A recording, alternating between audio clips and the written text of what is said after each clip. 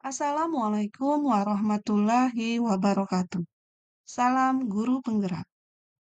Pada kesempatan kali ini, saya Elsa Astriana akan memaparkan kesimpulan dan refleksi pemikiran Ki Hajar Dewantara pada tugas koneksi antar materi modul 1.1.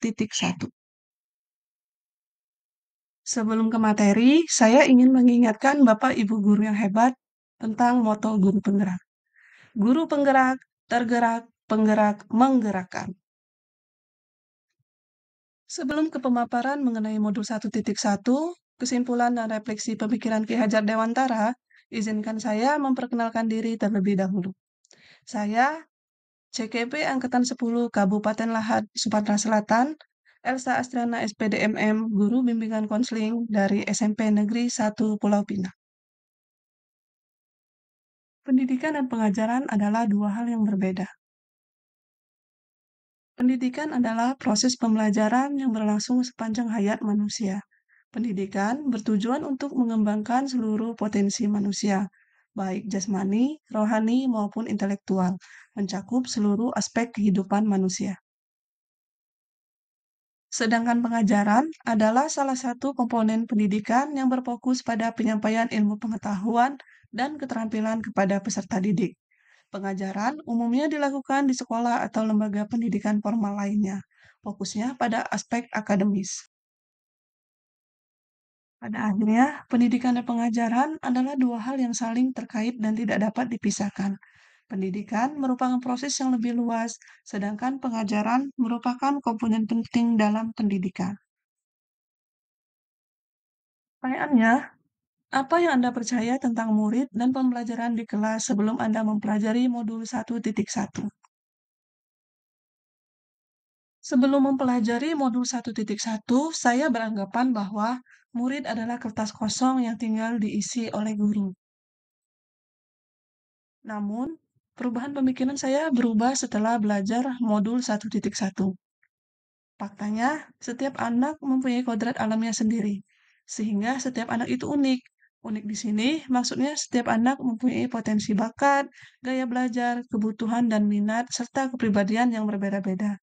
Dalam pembelajaran, dan tugas seorang pendidik adalah menuntun agar anak tersebut dapat mengembangkan kodrat tersebut secara optimal sesuai dengan tantangan zaman sekarang.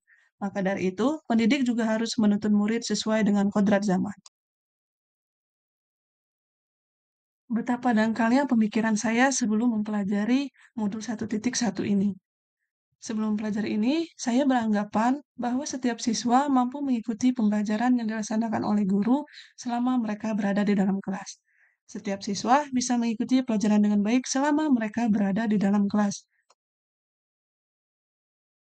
Sebelum mempelajari modul 1.1, pembelajaran yang saya lakukan hanya mentransfer materi pembelajaran.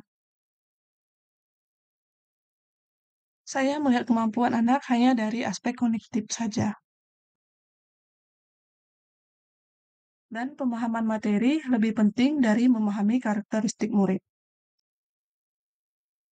Sebelum mempelajari modul 1.1, pembelajaran yang saya lakukan, saya memandang murid sebagai objek pembelajaran, sedangkan pembelajaran berpusat kepada guru. Tuntas pembelajaran jika permasalahan mereka dirasa sudah selesai. Mengeluh jika murid melakukan kesalahan yang sama atau melanjutkan permasalahan mereka setelah bimbingan. Setelah mempelajari modul 1.1, saya menyadari apa yang saya pikirkan dan saya lakukan ternyata kurang tepat. Ternyata melakukan proses pembelajaran secara menyeluruh itu harus memperhatikan semua aspek pembelajaran, baik aspek kognitif, psikomotor, afektif, sosial, budaya, dan spiritual. Pembelajaran yang diharapkan adalah pembelajaran yang berpusat kepada murid. Maksudnya, murid menjadi pusat dari proses pembelajaran. Guru berperan sebagai fasilitator dan pembimbing yang membantu murid belajar. Selanjutnya yaitu keterlibatan aktif murid. Murid didorong untuk terlibat aktif dalam proses pembelajaran. Mereka dapat belajar melalui berbagai kegiatan seperti diskusi, proyek, dan eksperimen. Dan pembelajaran yang bermakna. Di sini maksudnya murid belajar hal-hal yang relevan dengan kehidupan mereka dan yang dapat mereka terapkan dalam kehidupan nyata. Jadi, hakikatnya pembelajaran itu, murid menjadi pusat dari proses pembelajaran. Guru berperan sebagai fasilitator dan pembimbing yang membantu murid belajar. Akan tetapi, guru juga harus ingat setiap murid itu memiliki karakteristik, gaya belajar, dan kebutuhan yang berbeda. Guru perlu memahami perbedaan ini dan menyesuaikan pembelajaran agar sesuai dengan kebutuhan setiap murid. Jadi, guru itu sama dengan fasilitator. Dalam menjadi fasilitator atau memfasilitasi siswa, guru harus bersikap ikhlas, paham, dan kodrat. Ikhlas, guru harus ikhlas penuh kesabaran dengan segala tulusan hati dalam memberikan pelajaran. Paham, memahami karakteristik murid. Kodrat, memberikan kesempatan kepada murid untuk bertumbuh sesuai dengan kodratnya.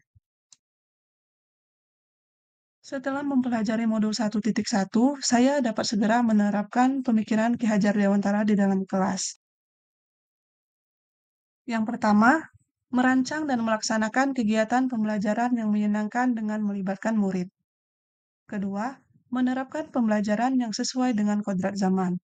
Ketiga, mendorong pembelajaran aktif, memberi kesempatan kepada murid untuk belajar secara mandiri dan berkolaborasi dengan teman sebajanya.